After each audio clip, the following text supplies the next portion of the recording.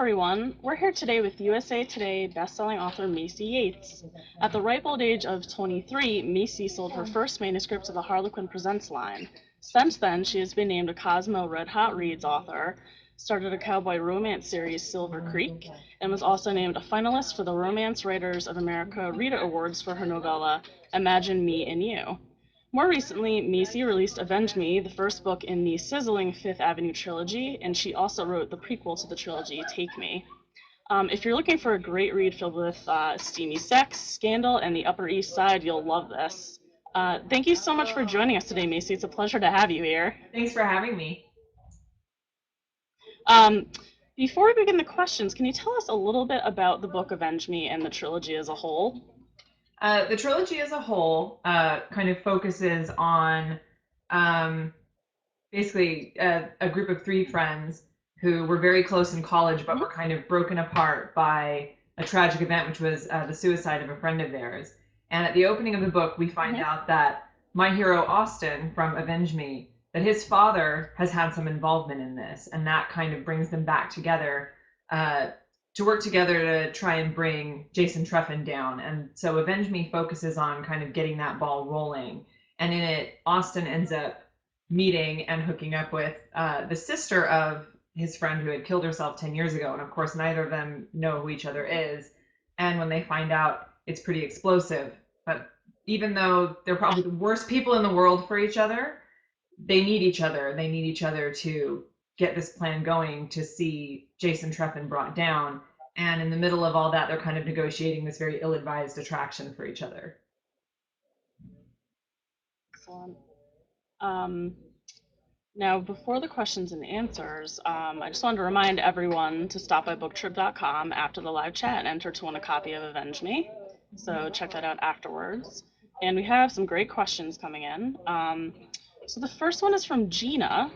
And Gina wants to know, you spend a good chunk of time on Twitter, she says. How often do you tweet, or are there ever days when you just can't get to it?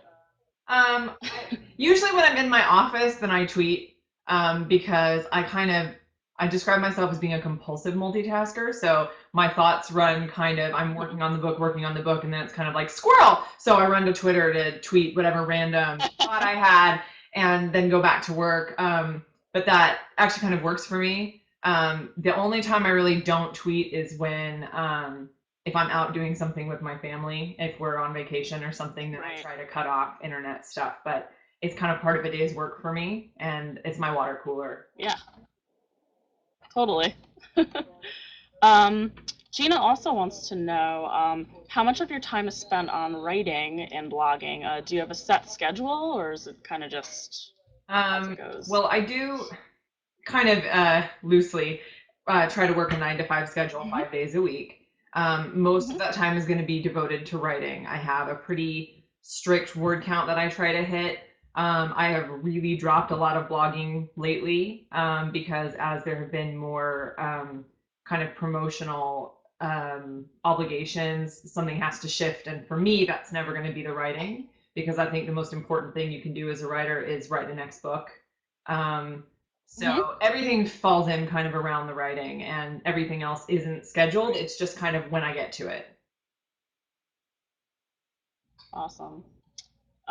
Elizabeth wants to know, what was it like working on a trilogy with two other authors? It was really fun. It's difficult, I think, because we all really want to make sure that our book has something interesting. So as we were going over the plot points and what would be revealed in each of the 3 books, there has to be consideration given. You want the first book to have tension and revelations, but you want then to kind of sustain that over the course of the series. And so I'm really thankful that both Caitlin and Kate are friends of mine, and communicating with them is so easy, and they're such generous people, and they're just very easy to communicate with. There's no ego. So it's actually just a lot of fun. And even though there were, logistics to negotiate, it was just a wonderful experience. That's excellent. Heather Z wants to know, what is your favorite type of romance setting? Cowboy, Western, exotic, locale, urban? I definitely tend to gravitate toward the more rural locations. Even in my presents books, they Mhm. tend to go on vacation to a private island or kind of go up to a chalet. So for me, I think when Yeah. I imagine a vacation for myself, that's the kind of luxury I gravitate toward. As nice as cities like New York and London are. Right. So I think definitely my favorite is kind of the small towns and even in the presents the kind of private island feeling because I like that isolation. Right. Do you think it has to do with like where you live Oh, in definitely. Oregon? I think Is for that an me, inspiration? I find like I was just in New York at the end of May, and it's a wonderful place to visit, but the high density of people is so different for me, and there's something Oh that yeah. I can't relax in that environment. So I think when I'm trying to set up a romance, it's like, yeah, oh, that's kind of intense, that big, that urban feel. So I definitely think it's Mhm. informed by Yes. what I like. Right. Yeah, New York is intense. Mhm. um Whitney says, "When do you find the time to read and when you get a chance, what do you like to read?" I don't read as If you have any often time. as I would like. I do a lot of Mhm. critiquing for a couple of different authors. I critique for Jackie Ashenden, who writes for St. Martin's Press, and I critique for Nicole Helm, who writes for Harlequin. And so I get to read their stuff before it kind of hits, and that's really, really fun. Mhm. And they both write contemporary, but when I'm just doing like reading on my own, I tend to gravitate toward historicals because it's Mhm. totally And different I've to seen you what I do. tweeting with Nicole. Yeah, yeah. Oh, yeah. Yeah. Nicole's my buddy. Awesome. Yeah. But yeah, I like. I think I uh, like historicals because they're so different to what I do, and it's just a mhm. really nice vacation. I get to immerse myself in this completely different time period and world.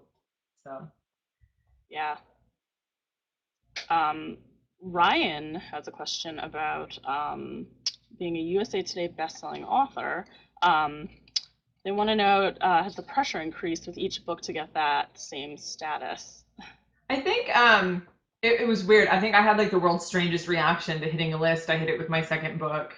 That was the first time I hit. Hmm. And I remember thinking like everybody was really excited and I was kind of like, I just want to go hide and cry because I thought, yeah, that's a lot of pressure. And then now my joke is, but it's like a doctorate. Even if I don't use it, they can't take it away. It's like my PhD. Right. I mean, I don't know. I think, Exactly. because of the way that lists work and everything, my top priority is just writing the best story that I can. And obviously, I want people to buy it. But I don't think Hmm. that those titles and those kind of accolades are the most important thing for readers. I just think they want the story. And that's kind of my No, primary focus. I agree. Absolutely.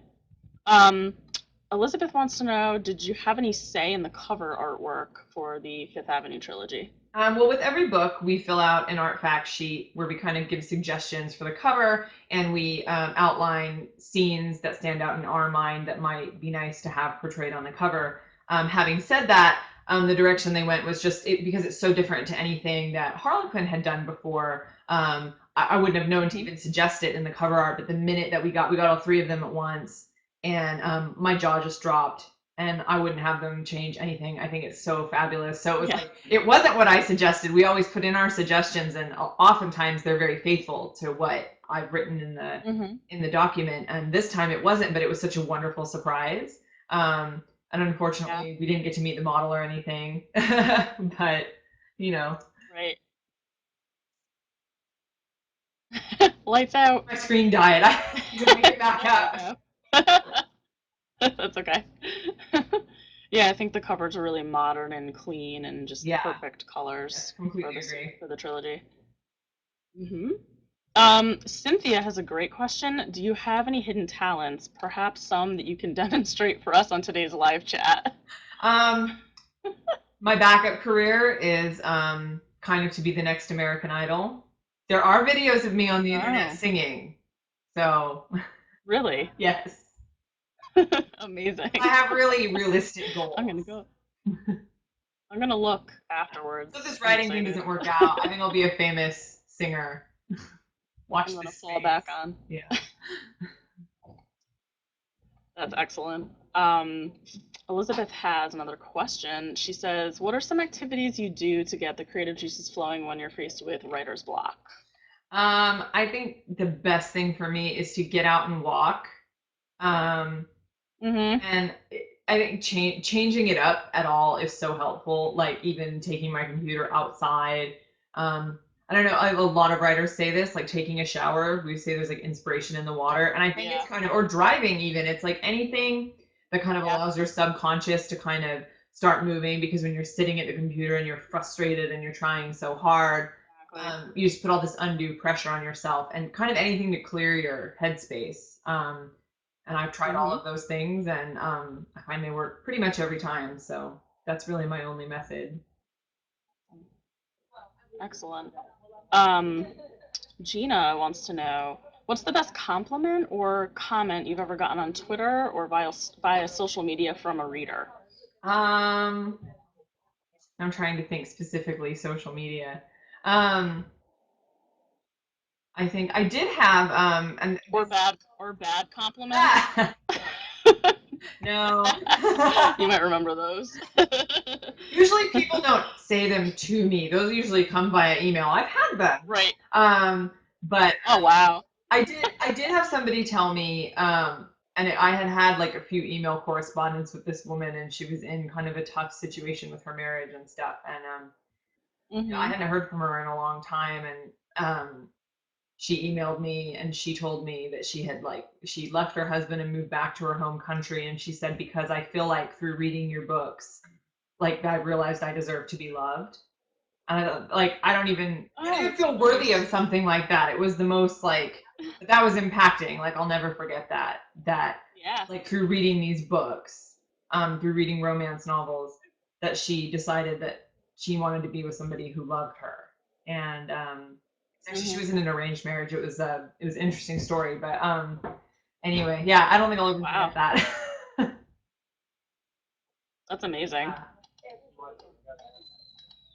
Let's see. On Twitter though, it's Deanna usually like says, hot smexing or something. That's always a good compliment too. yeah, right? Yeah. Absolutely. We have a fun one from Deanna. You're trapped in a jungle and you only have room in your bag for three things. What would they be and why? Oh man. It's a jungle, so you have to have a machete because you have to be able to cut vines and like hunt predators. Hmm. Um, and then I would like water and like I'm thinking Yeah. also maybe a Yeah. magic lamp with a genie in it so I could get three wishes and like get out of the jungle. There were no rules imposed on that Yeah. question. Yeah. Right. Yeah. That's a perfect answer. Marie says, "Do you have a favorite book to movie adaptation? And what is your take on adaptations? Do you think the movie can ever do the book justice?" Oh, my favorite book to movie adaptations, hands down, are Lord of the Rings. I'm a massive Lord of the Rings nerd, but or like more. I mean, people are gonna call me out on this because I'm more of a Peter Jackson's interpretation of Lord of the Rings nerd. I went to because it came out when I was in high school, so um, I went to all the premieres dressed up. I'm hugely into that. So I think in Hmm. that sense, the That's books were amazing. kind of. Sorry, everybody. I know you're gonna hate me for this. The books were kind of dense. They're really hard to get through, and like the movie really made it work for me. Typically, Hmm. though, the adaptations don't work. I like most of the Harry Potter films, but I think it skimmed so many of the details. She had so much depth in It there did. and things that. So I think Yep. typically, no, it misses a lot of the richness that's in the book, but some of them are still Mhm. good. And Lord of the Rings is great. Yeah. Yeah.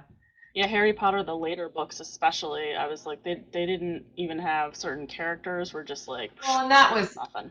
part of the problem from the beginning because they left characters out in the first movies that ended Yeah. up being really important to the Hmm. conclusion. And I have a lot of Harry Exactly. Potter opinions. Yeah. I used to go to the book signings at the bookstores, like the midnight signings. Yeah, Amazing. yeah, I did that for Um, Half Blood Prince. Yeah. it's so much fun. Uh, Deanna has another question about television. yes. Do you have time to watch TV? Do you have a favorite show? Um, I watch like thank God for Netflix and DVR, or I wouldn't be able to follow anything because I go through, and I do this with reading too. It's like I go through a really intense period where I'm writing too much to kind of do, and then I'm Hmm. done with something. So it's like all the TV and all the books. Um, and I got Right. really into Arrow this year thanks to Netflix. I've been watching Yeah. Parks and Recreation, which I'm super into. I have no idea how I had missed this show. I've gone through 4 seasons in like 3 weeks. Great. And I love So You Think You Can Dance, which is back on now. It's one of my favorite shows. I've gotten whole story ideas from their routines. It's one of my favorite things. I love it so much. That's Um, amazing. and then and Friends. I have all 10 seasons, and we were rewatching them before we got into watching Parks and Rec. So yeah, I like TV. And Sleepy Hollow. Sleepy Hollow is amazing. Yeah, Oh, I haven't watched that yet. he's so good, and he's so Looks good. hot. Hmm. Yeah. Absolutely. Lily says, do you have a favorite local bookstore in your area? We're like really we have 2 used bookstores and a Barnes and Noble. So I tend to go to the Hmm. Barnes and Noble. It's just like Yeah. independent businesses tend it we're that kind of small town where it's like you independent businesses almost can't thrive at all because it's we have like a lot of chains. Right. Um so Barnes Yeah. and Noble basically because it's my only option to grab new stuff. But I do still go to the bookstore. I do still buy my books from the bookstore. Awesome. Here's a good one.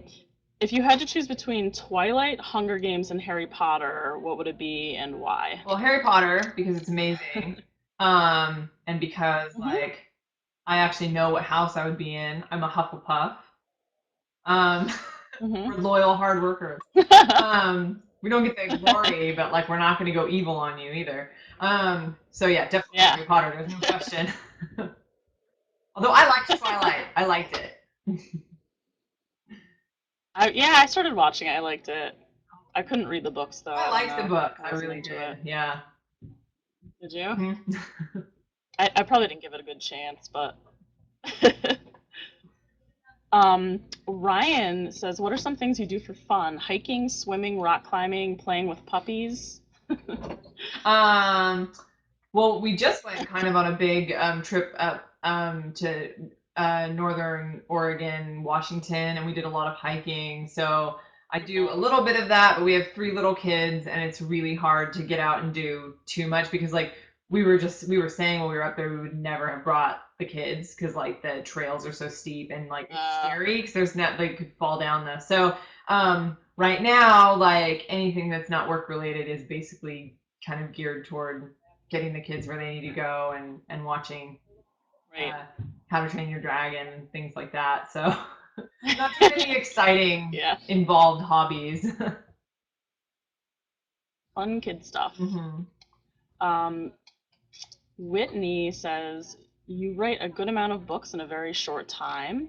How do you manage to get that done? And are you able to write more than one thing at once?" Um, I'll start with that part. I don't like to write more than one thing at once. I think by default, I end up working on things in different stages at once. Like while I'm working on, right now, I'm working on the second book in my series that's coming out with HQN next year, and I got line edits back for a book that's already mostly finished, and so I have to interrupt to do those because they have a tighter deadline.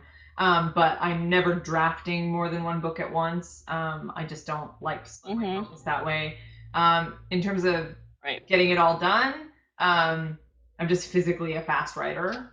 So there's that. And then also, Mm-hmm. I'm really disciplined. Like I do it every work day. I have a minimum word count Mm-hmm. that I have to hit, and I'm really competitive, even with myself. So I don't like to feel like I lost. So that means the words have to get down, and it feels like I'm enjoying it. I'm having fun, and I feel like as long as I'm having fun, I'm just gonna keep writing like this because it's what I It love to do. works. Yeah, that's it. Really, writing's kind of my job and my hobby. That's the the funny thing about it. Yeah, absolutely.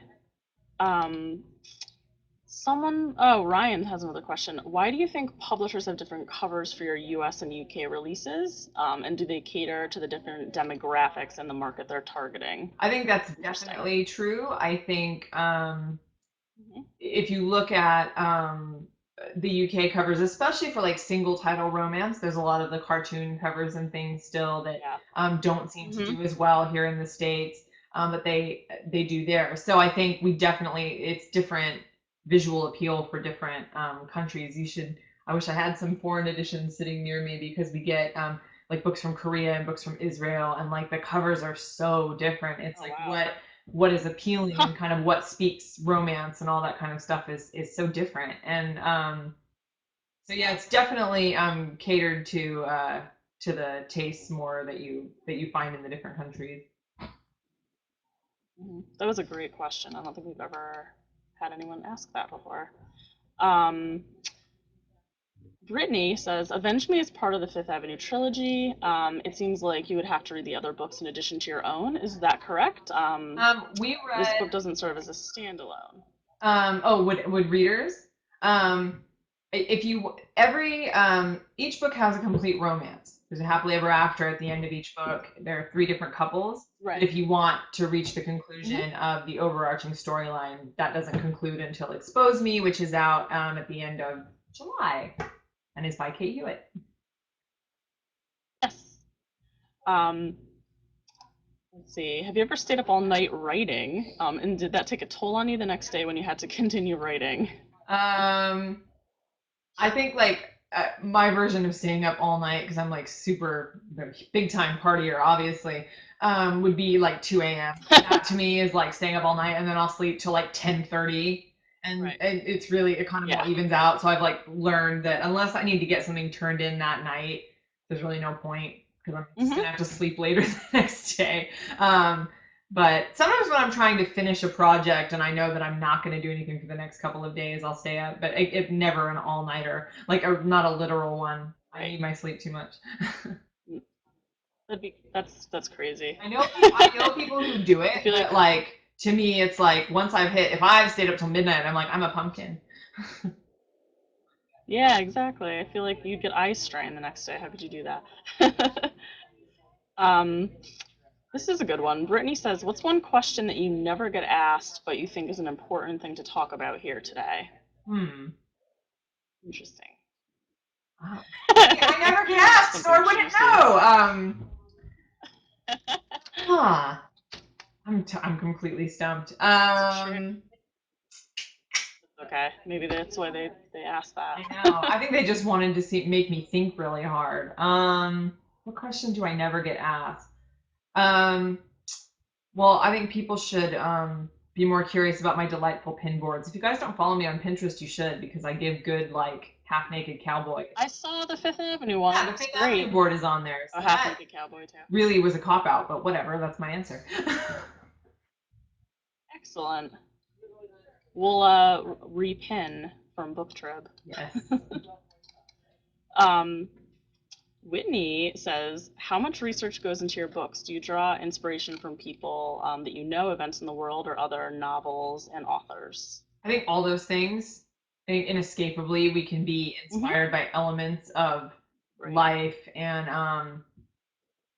I mean, yeah, I can think really. We were watching The Little Mermaid one time. My kids were watching it, and I was doing something in the kitchen, and I remember there was some element of the movie that I've seen Best. a million times that stood out in my head. Or Hajar's Hidden Hmm. Legacy is absolutely Beauty and the Beast. So I think, and then the first book in my Silver Creek series was inspired by Hmm. a friend of mine's sister, but I shouldn't say that. But it has the book ultimately has nothing to do with her, but like the jumping off point was just pondering like because of some events in her life, like how it must feel to be the person Hmm. who feels like the odd man out, like to look at things from someone else's perspective. So I think Hmm. it's all like little things here and there. And even though the book might end up not resembling in the end the original thing that started your brain going, yeah, it's just Exactly. inspiration is everywhere. And yeah, just ideas all the time. Hmm. We're burning through the questions. Let's see. Cynthia says your blog features a nifty little countdown app for when your books are released. Do you think this makes people more excited? What was your thinking behind putting that on the site? My first thought just now It's a was good I don't idea. think I have updated that in months. No, I mean I Well, think people are still excited. yay! I think my rather than generating excitement, more my thought on was to keep people informed because I do have so many books that come out with different publishers or different arms of the same publisher, and I want people. What I want the most for my website is for it to be easy for people to find information. Right. So it would be nice if it got people excited, but mainly I just, kind of want people to be aware of what's coming and hopefully I don't miss anything that is interesting to them. Cool. I have a question. I was just thinking about like when you sold your first manuscript. Uh-huh. Can you talk a little bit about that? Sure. That's exciting. Yeah. Um, I submitted through the slush pile, actually. I didn't have an agent and I didn't know Nice. anything about anything or anybody. And um, I was 21 when I submitted. It was a very long process because when you Wow. submit something that's unrequested, well, I sat in the Mhm. slush pile for like 7 months and then got a letter. It was a physical letter. We were back in the day, this would be like 6 or 7 years ago. We Mhm. were mailing things. Yep. And Mhm. so I got like a physical letter back saying, would I mind revising the chapters that I had sent? And I said, of course I'll revise the chapters. So revised them and sent them off, and then got a request for the full manuscript. A few months later, revised Wow. that and sent it off. Um, Mailed it all the way to England.